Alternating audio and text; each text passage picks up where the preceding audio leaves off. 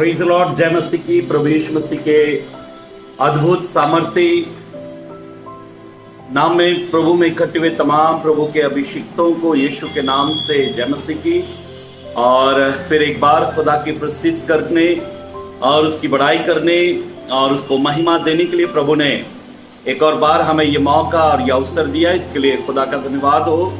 और ये समय है कि हम खुदा की प्रस्तुति के बाद में हम खुदा के वचन को मनन करें। तो ये समय है कि हम खुदा के कलाम को मनन करने जा रहे हैं और निकालेंगे बुक ऑफ एक्सोडस चैप्टर 14, निर्गमन की किताब अध्याय 14 और 13 पद को पढ़ेंगे। मूसा ने लोगों से कहा, डरो मत, खड़े खड़े वह उद्धार का काम देखो।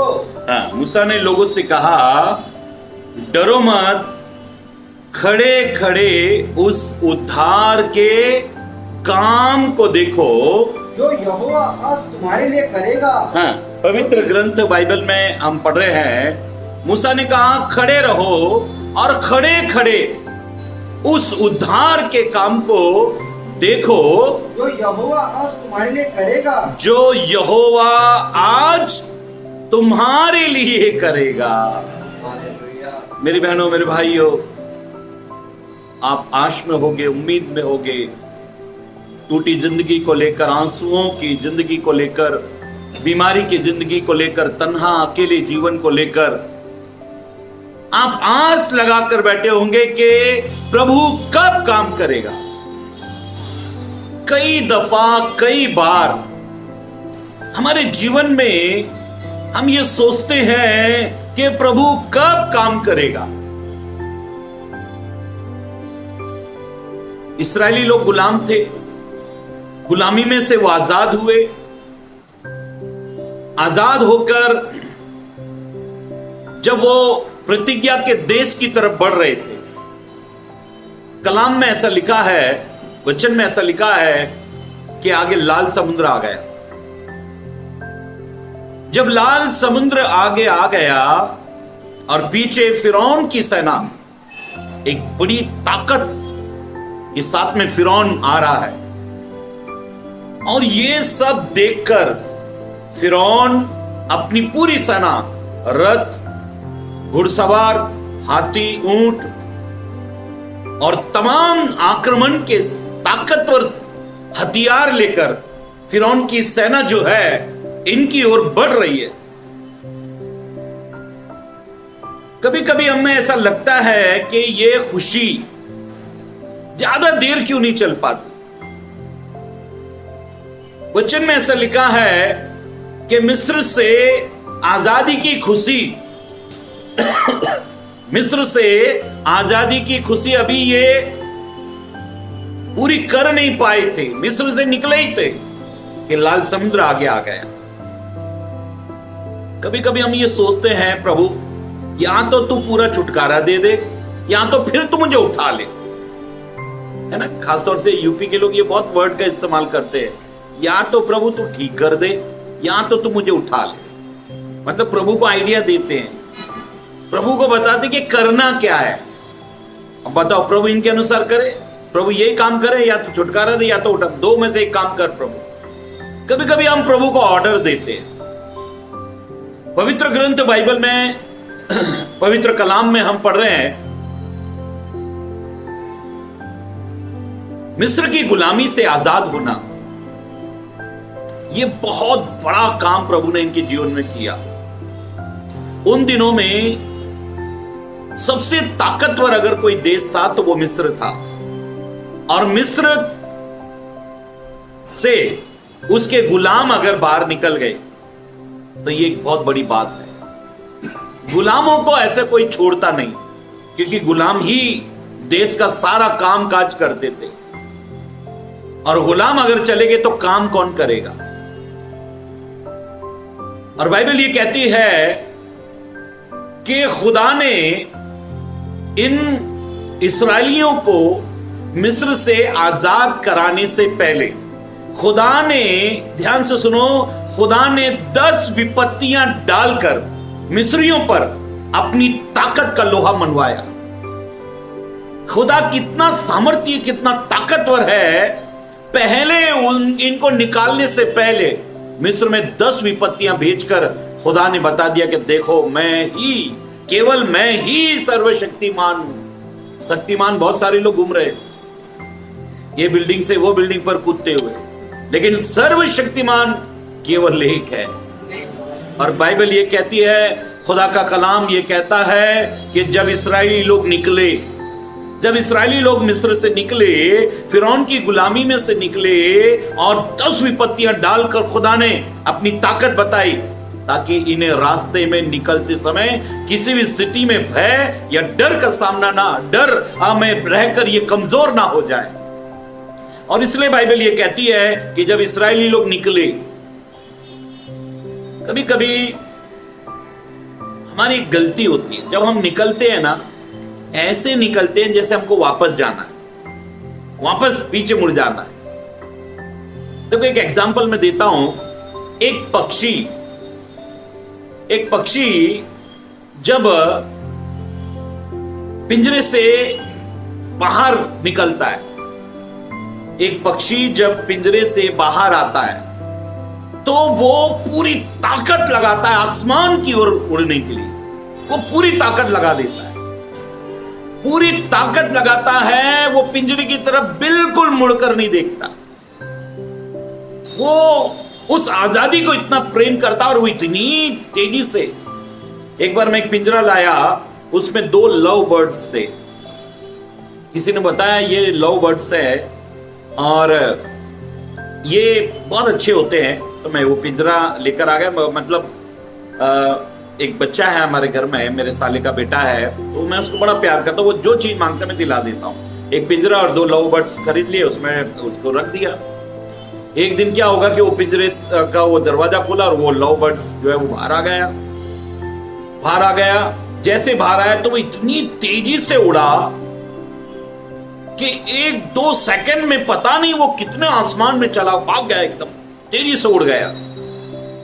आसपास के लोगों ने आके कहा कि ये एक दूसरे के बिना रह नहीं सकते, देखना वो वापस आएगा। मैंने अच्छा, बोला पिंजरे के दरवाजा खोल के रखना, वो वापस आएगा। मैंने ऐसे तो ये भी उड़ जाएगा जो एक बच्चा है वो। मैंने वो आएगा तो मैं पिंजरा का दरवाजा खोल दूंगा। अभी 1 साल तो हो गया, अभी तक तो आया नहीं है, लेकिन फिर भी मैं इंतजार कर रहा हूं कब तो आएगा। मेरी बहनों, मेरे भाइयों, परमेश्वर की अभिषेक तो जब आजादी मिलती है तो वो आजादी में हम बहुत तेजी से आगे बढ़ना चाहिए ताकि फिर गुलामी में ना चले जाए। लेकिन इस्राएली लोग बार बार पीछे देख रहे थे, बार बार वो फिरौन की ताकत को देख रहे थे। वो फिरौन की ताकत को इसलिए देख रहे थे क्योंकि खुदा की ताकत पर उनको भरोसा नहीं था। कई बार ऐसा होता है, खुदा ने हमारे जीवन में बड़े बड़े काम किए, लेकिन जरा सर्दी खांसी हो गई तो इतने डर जाते, देखना साहब कहीं कोरोना तो नहीं हो गया। उनको कोरोना क्यों होगा, और होकर भी चला गया होगा तो क्या पता। मैंने मार्च महीने से ये अक्टूबर महीने तक इतनी ढेर सारी मीटिंगें की, लोगों से मिला हूं।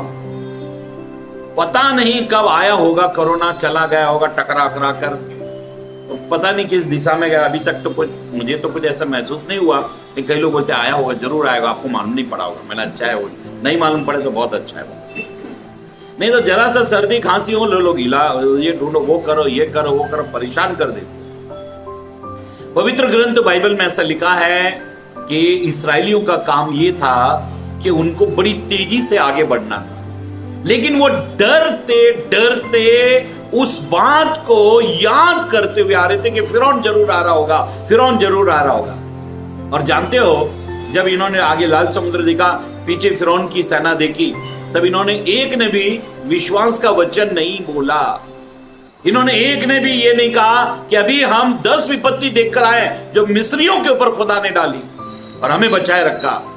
अभी भी वो प्रभु हमें बचाएगा। किसी एक ने भी नहीं कहा। जानते हो क्या कहा? अभी मूसा को कहा, अभी हमारी यहां पर क्या बन जाएगी? कब्र बन जाएगी। बताओ, वो कब्र की बात कर रहे। बोले अभी क्या, अभी अब हमारे यहाँ पर पूरे ये समुद्र के किनारे इस बीच पर हमारी कब्र बनेगी। हर एक ने अपनी अपनी कब्र का स्थान ढूंढ लिया। मेरी तो यहां होगी, मेरी वहां होगी। हर जन ये ढूंढ रहा है, हर जन ये कह रहा है मेरी कब्र यहां होगी। ये सच है मेरी बहनों मेरे भाइयों। कोरोना बीमारी आई तो हर एक आदमी पूछ रहा है ये कोरोना का इलाज क्या है। कोरोना का इलाज है और वो है मत डरो। तुम जब डरते हो ना तो कोई इलाज नहीं, लेकिन अगर नहीं डरते तो इलाज ही इलाज है। अगर हम लाल समुद्र से डर रहे हैं, अगर हम फिरौन की सेना से डर रहे हैं, तो ये फैक्ट है, ये सत्य है कि कब्र बनेगी, क्योंकि दिल में तो कब्र बन चुकी है। कब्रिस्तान में खड़े होकर यीशु मार्था को कह रहे, देख मैंने तुझसे कहा था विश्वास रखेगी तो तू परमेश्वर की महिमा को देखेगी। लेकिन हमारे विश्वास तो कई छोटी मोटी जगह पर होते हैं, बड़ी जगह पर नहीं होते। छोटी छोटी जगह पर हम विश्वास करते हैं। बड़े जब कोई हादसे हमारे जीवन में घटते हैं तो हमारे जीवन में विश्वास नहीं होता। पवित्र कलाम, पवित्र वचन में हम पढ़ रहे हैं, बाइबल में ऐसा हम पढ़ रहे हैं कि उन्होंने कहा कि अभी हमारी यहां कब्र बन जाएगी। जब वो कब्र की बात कर रहे हैं तो मूसा क्या बात कर रहा है, दोबारा 13 पद को पढ़ लेंगे। मूसा ने लोगों से कहा, मूसा ने लोगों से कहा डरो मत, खड़े खड़े वो उद्धार का काम देखो, खड़े खड़े वो उद्धार के काम को देखो जो यहोवा आज तुम्हारे लिए करेगा, जो यहोवा आज तुम्हारे लिए करेगा। क्योंकि जिन मिस्रियों को तुम आज देखते हो, जिन मिस्रियों को आज तुम देख रहे हो, उनको फिर कभी ना देखोगे, फिर कभी नहीं देखोगे। प्रभु कह रहा है कि जो डर आज तुमको सता रहा है, जो बीमारी आज तुमको सता रही है, जो हालात, स्थिति, परिस्थितियां तुम्हें परेशान कर रहे हैं, तुम केवल खड़े रहो। ये डर, ये बीमारी, ये तकलीफ, ये समस्या फिर कभी तुम इनको कभी नहीं देख पाओगे अपने जीवन में, अपने परिवार में, अपने लोगों में, अपने बिजनेस में। ये समस्या फिर कभी तुम देख नहीं पाओगे। मेरी बहनों मेरे भाइयों, परमेश्वर के अभिषिक्त तो कलाम ये कहता है, बाइबल ये कहती है कि मूसा उनको कह रहा है केवल खड़े रहो। याद रखो, हर स्थिति परिस्थिति में प्रभु चाहता है केवल तुम खड़े रहो। मार्था मरियम को कहा केवल विश्वास करो, लाजर बाहर आएगा। दाऊद केवल खड़ा रहा, उसने कहा युद्ध मेरा है ही नहीं। दाऊद केवल खड़ा रहा और युद्ध जीत गया। जानते हो, साउल की पूरी सेना गोलियत का सामना नहीं कर पाई, लेकिन दाऊद ने एक पत्थर फेंक कर मारा और वो गोलियत जिससे 40 दिन से इस्राएल लोग डर रहे थे, देखा तो वो धराशायी पड़ा है। बाइबल ये कहती है तुम परमेश्वर के अधीन हो जाओ और शैतान का सामना करो तो वो तुम्हारे सामने से भाग निकलेगा। उसे भगाना बड़ा आसान है, लेकिन सबसे पहले उसका डर जो हमारे अंदर बैठा है उसे निकालना चाहिए। कभी कभी शत्रु मर भी जाता है, लेकिन उसका भूत होता नहीं है। भूत किसको कहते हैं मैं बताता हूं। भूतकाल कुछ नहीं होता। भूतकाल किसे कहते हैं? जो बीत गया, जो है ही नहीं, लेकिन उसकी चर्चा जब हम करते हैं ना, उसे कहते हैं भूतकाल की बात कर रहे हैं। मतलब बीती हुई चीज की बात कर रहे जो कुछ नहीं कर सकते। पवित्र ग्रंथ बाइबल में, परमेश्वर के कलाम में हम ऐसा पढ़ रहे हैं। अब इसका 14 पद को पढ़ लेंगे।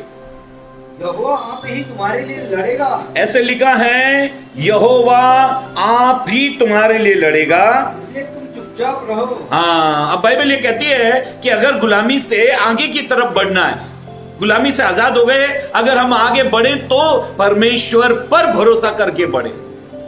जानते हो 40 साल इसराइलियों को 40 साल लगे मिस्र के जंगल में से निकलकर कनान देश में पहुंचने की। 40 साल लग गए उनको प्रतिज्ञा के देश में पहुंचने के लिए। और जानते हो ये 40 साल क्यों लगे? खुदा उनके अंदर से खौफ निकालकर अपना प्रेम भरना चाहता था। मैं तुम्हारे साथ हूं, ये प्रभु बताना चाहता। और प्रभु ने बार बार इसराइलियों को बताया। प्रभु ने बार बार इसराइलियों को बताया। चाहे जब उनको प्यास लगी तो चट्टान से पानी निकाल कर बताया, जब इनको भूख लगी तो आसमान से मन्ना बटेर खुदा ने गिराए।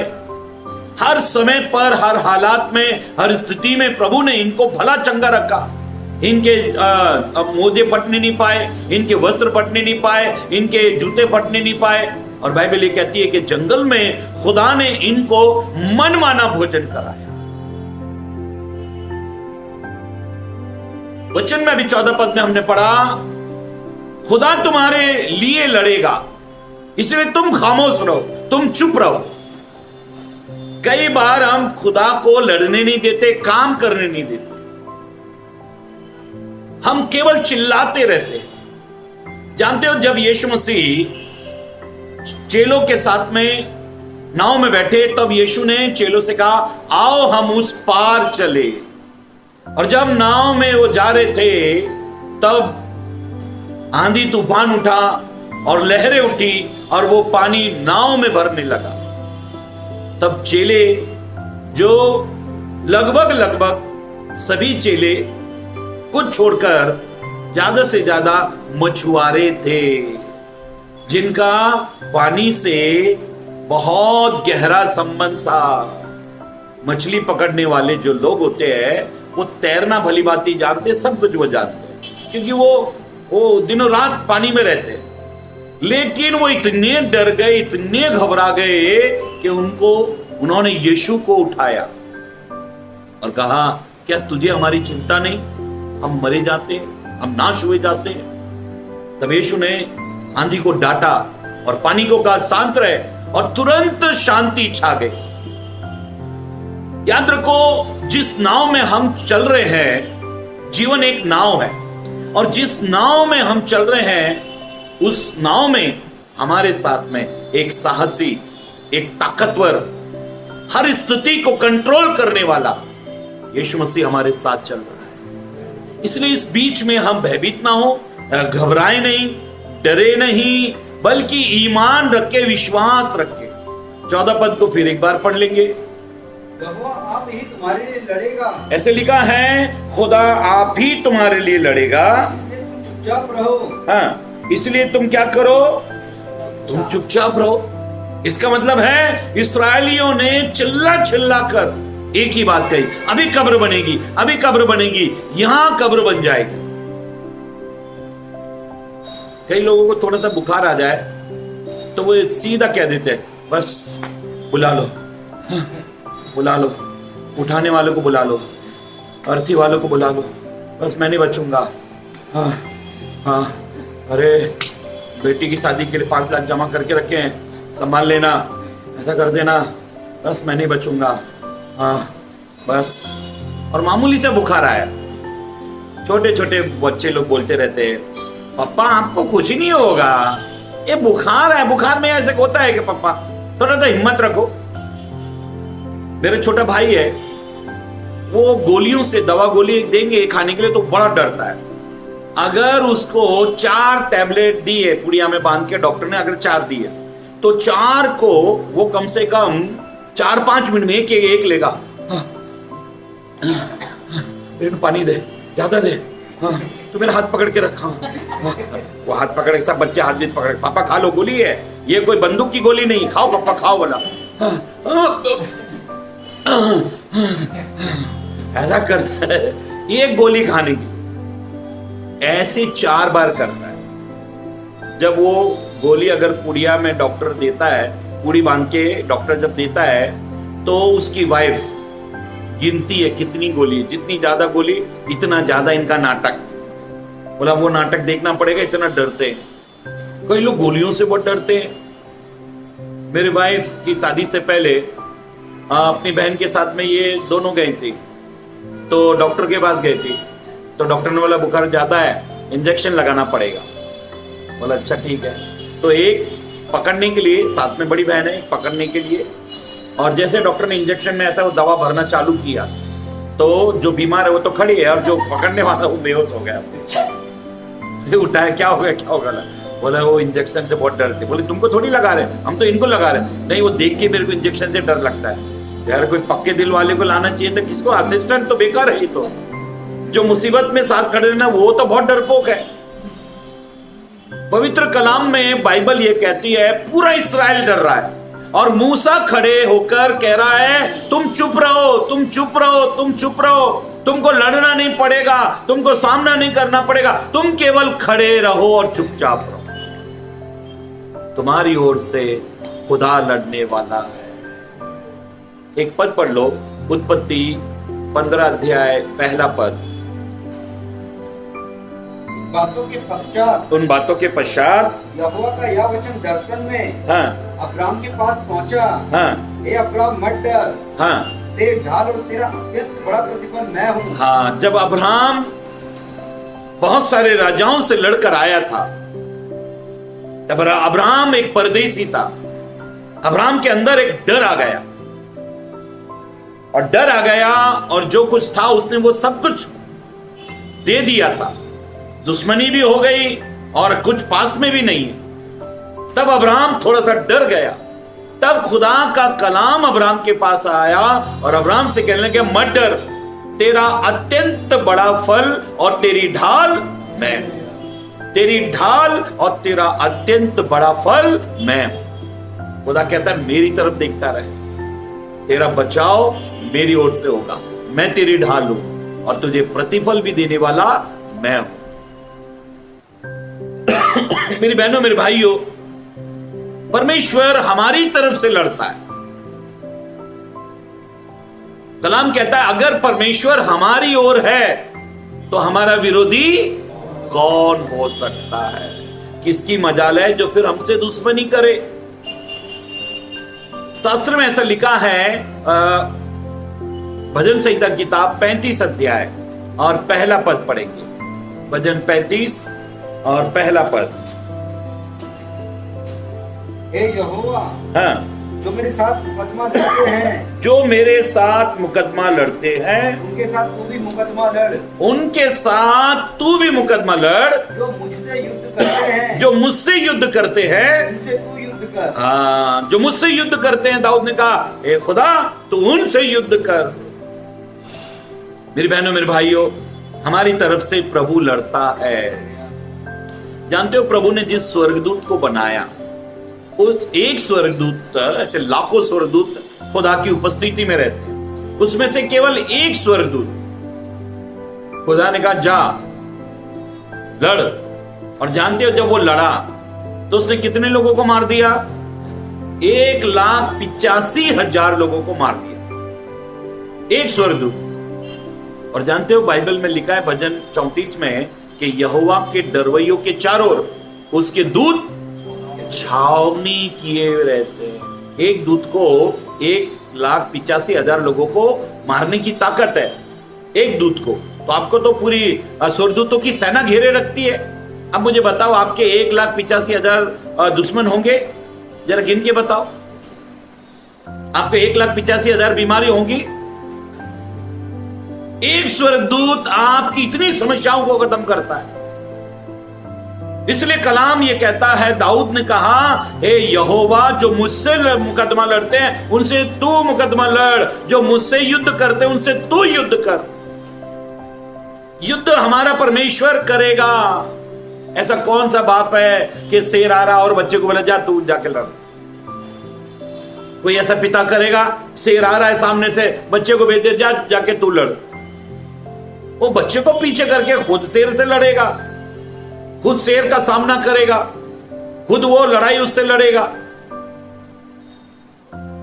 इसलिए कलाम कहता है, इसलिए वचन ये कहता है तुम चुप रहो, तुम्हारी ओर से परमेश्वर लड़ेगा। अब इसका 16 पद पढ़ ले।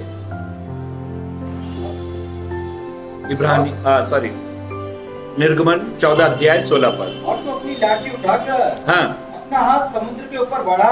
अब जब इस्राएली लोग डरे हुए थे तब खुदा ने मूसा को कहा कि तू लाठी उठाकर समुद्र की ओर कर और वह 2 भाग हो जाएगा। और समुद्र 2 भाग हो जाएगा। तब इस्राएली समुद्र के बीच होकर हाँ, स्थलीय स्थल पर चले जाएंगे। हाँ। अब पवित्र ग्रंथ बाइबल में ऐसा लिखा है, हमें एक अगुवे की जरूरत होती है जो हमारी अगुवाई करता है। एक सेवक की जरूरत होती है, एक पास्टर की जरूरत होती है जो कठिन समय में हमारे लिए अगुवाई करता है। हमारे पास में एक अच्छा सेवक जो बुरे समय में, हर हालात, हर स्थिति में जिसकी हम सलाह ले सकते हैं, जिसकी हम मदद ले सकते हैं। देखो, एक सेवक, पास्टर की मदद लेना, जीवन के कई काम बड़े आसान हो जाते हैं जिनमें आप बहुत डरते रहते हो, घबराते हो, ऐसा होगा, ये होगा, वो होगा, पता नहीं क्या क्या होगा। वो सेवक को बुला लो और वो ऐसी सलाह आपको देगा कि सब कुछ शांति से निपटारा हो जाएगा। आप कभी यात्रा कर, अगर आप कार चला रहे हो तो आप कभी मोबाइल, आपको रास्ता कहीं भूल गए, भटक गए, कुछ प्रॉब्लम आ गया, तो आप वो जीपीएस का इस्तेमाल करके देखो, उस पर वो टाइप कर दो एड्रेस, और वो एड्रेस क्या करेगा, आपको बार बार बताते रहेगा अब राइट मुड़ना है, अब लेफ्ट मुड़ना है, अभी सीधे चलना है, अभी यू टर्न लेना है, आगे ये आएगा, वो सब कुछ बताते बताते चलता है। तो यात्रा कैसी हो जाती है, आराम से एकदम स्पॉट पे वो आपको पहुंचा देता है। वो जीपीएस जो है आपको बिल्कुल मंजिल पर पहुंचा देता है, उसकी सहायता ली हमने। उसी प्रकार से इस जीवन के सफर में अगर खुदा की ओर से प्रभु के अभिषिक्त दास हमारी अगुवाई करते हैं तो हम बड़े आराम से पहुंच जाएंगे। अब इस्राएलियों को कनान तक पहुंचाने की जिम्मेदारी खुदा ने मूसा को दे रखी। अभी मूसा का काम क्या है कि उनको ससुरक्षित कनान तक पहुंचाना। और बाइबल में ऐसा लिखा है, खुदा ने कहा कि ये डर रहे हैं, ये भयभीत हो रहे हैं लाल समुद्र से। अब तू जो तेरे हाथ में लाठी है, वो लाठी को बढ़ा, लाल समुद्र की ओर कर, और लाल समुद्र दो भाग हो जाएगा और बीच में से रास्ता निकलेगा। जानते हो, कोई ऐसी मुसीबत नहीं, कोई ऐसी तकलीफ नहीं, कोई ऐसा ताला बना ही नहीं जिसकी कोई चाबी ना हो।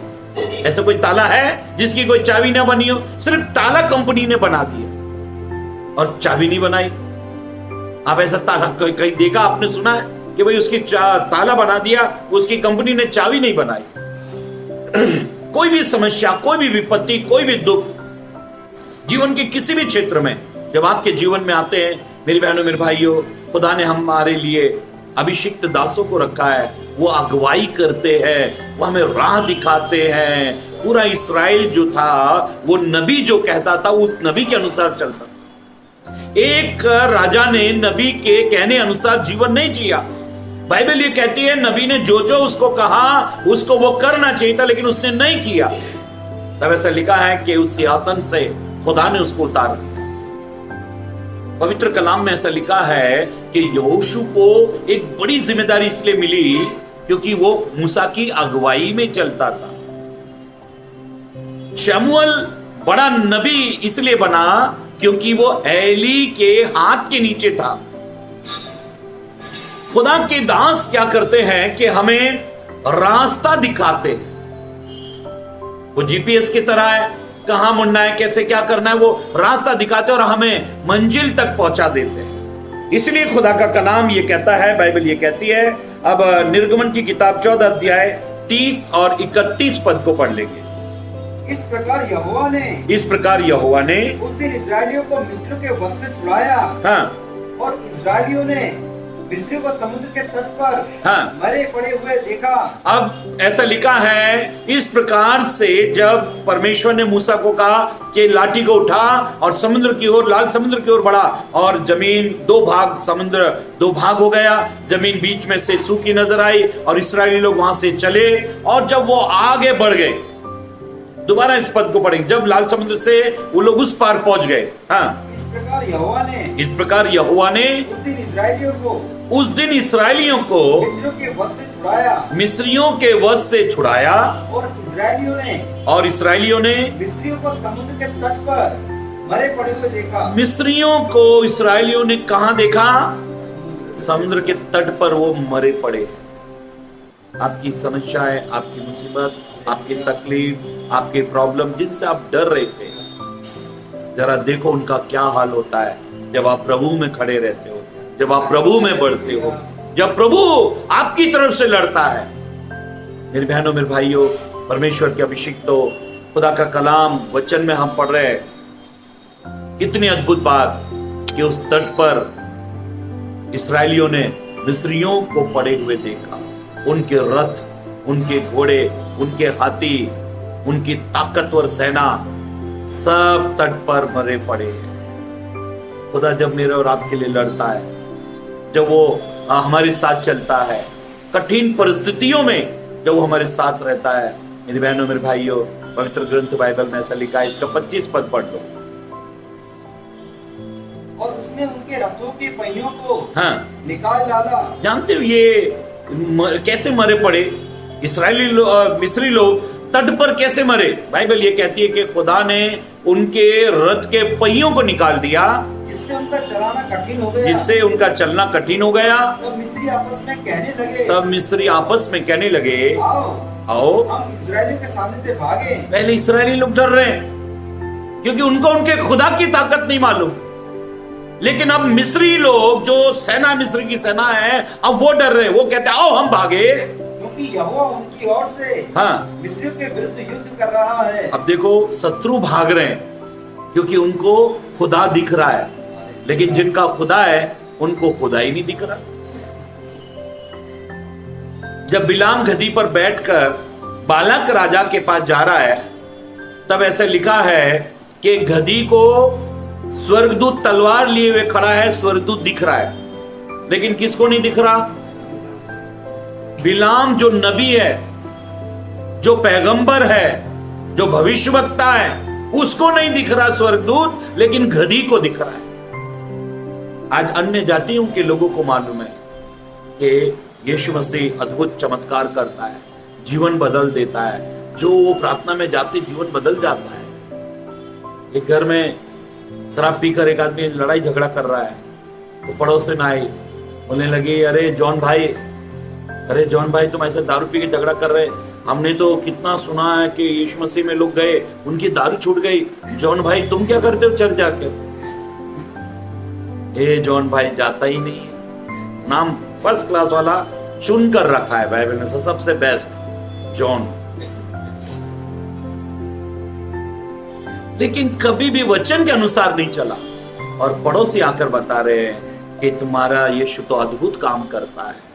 मिस्री लोगों ने देखा कि इनका परमेश्वर बहुत ताकतवर है, उसने रथ के पहियों को तोड़ डाला है, अब रथ को चलाना मुश्किल हो रहा है, उनका परमेश्वर उनकी ओर से लड़ रहा है। ये देख मिस्री लोग इधर उधर भागने लगे। मेरी बहनों मेरे भाइयों, आज सारे जग को मालूम है, जितने पॉलिटिशियन हैं, जितने फिल्म स्टार हैं, जितने उद्योगपति हैं, जितने डॉक्टर, वकील हैं, बड़ी बड़ी संस्थाएं, बड़े बड़े व्यापारी हैं, सबको मालूम है यीशु कमाल का है, लेकिन सिर्फ यीशु के लोगों को नहीं मालूम कि यीशु कमाल का है। केवल गाना गाते हैं, यीशु मेरा यीशु है कमाल का, बिन पानी वो प्यास बुझाता, बिन रोटी वो भूख मिटाता, बाद में जाकर वड़ा पाव खाते हैं। मेरी बहनों मेरे भाइयों, परमेश्वर के अभिषिक्तों, पवित्र कलाम ये कहता है कि इस्राएलियों को समझ भी नहीं आया उनका खुदा कितना ताकतवर है, लेकिन मिस्री लोगों ने देखा और वो तहस नहस हो गए, बर्बाद हुए, भागने लगे और वो समुद्र में डूब मरे, क्योंकि वो जानते थे इनका परमेश्वर इनके साथ लड़ रहा है। मेरी बहनों मेरे भाइयों, प्रभु हर स्थिति परिस्थिति में आपको एक ही बात कहता है, केवल खड़े रहो, केवल खड़े रहो, मत डरो, केवल खड़े रहो, मत डरो, केवल खड़े रहो। आइए अपनी आंखों को बंद करेंगे, प्रार्थना करें। हे सर्वशक्तिमान परमेश्वर पिता, हम आपका धन्यवाद करते हैं। विपत्तियों में, मुसीबतों में, तकलीफों में प्रभु आप कहते हैं कि डरो मत, केवल खड़े रहो। आज अगर कोई इस संदेश को सुन रहा है और विपत्तियां, महामारियां, बीमारियां, कर्ज, समस्याओं ने उसे डरा कर रखा है, तो प्रभु ये संदेश उस बहन के लिए, उस भाई के लिए कि तू मत डर, तू केवल खड़ा रहे। प्रभु इन विपत्तियों को हटाएगा। आगे की विपत्ति हो चाहे पीछे की विपत्ति हो, प्रभु इसको हटाएगा। आगे लाल समुद्र को सुखा दिया और जितनी भी ताकतवर सेना पीछे आ रही थी वो सब तट पर मरे पड़े थे। हे प्रभु, तूने हमें आगे पीछे घेरे रखा है। प्रभु हम तेरा धन्यवाद देते हैं आज की सभा को आपने ब्लेस किया, आशीष किया, इसके लिए धन्यवाद। आज की सभा के जरिए प्रभु लोगों को आशीर्वादित कर, वचन के जरिए लोगों को आशीर्वादित कर। अब सारी बातों के लिए हम आपका धन्यवाद करते हैं। प्रार्थना यीशु के नाम से मांगते हैं। सबको प्रेज़ द लॉर्ड। जय मसीह की। यूट्यूब चैनल पर हमारे बहुत सारी वीडियो हैं। आप उन वीडियो को यूट्यूब चैनल पर जाकर देख सकते हैं। अनिल पात्रे जब आप टाइप करते हैं तो वो बहुत सारी वीडियो नाना प्रकार के संदेशों को लेकर वीडियो बनाई गई हैं। आप उन वीडियो को देखें और चैनल को सब्सक्राइब करें और शेयर करें ताकि बहुत सारे लोगों तक खुदा का कलाम पहुंचे। सबको प्रेज़ द लॉर्ड। जय मसीह।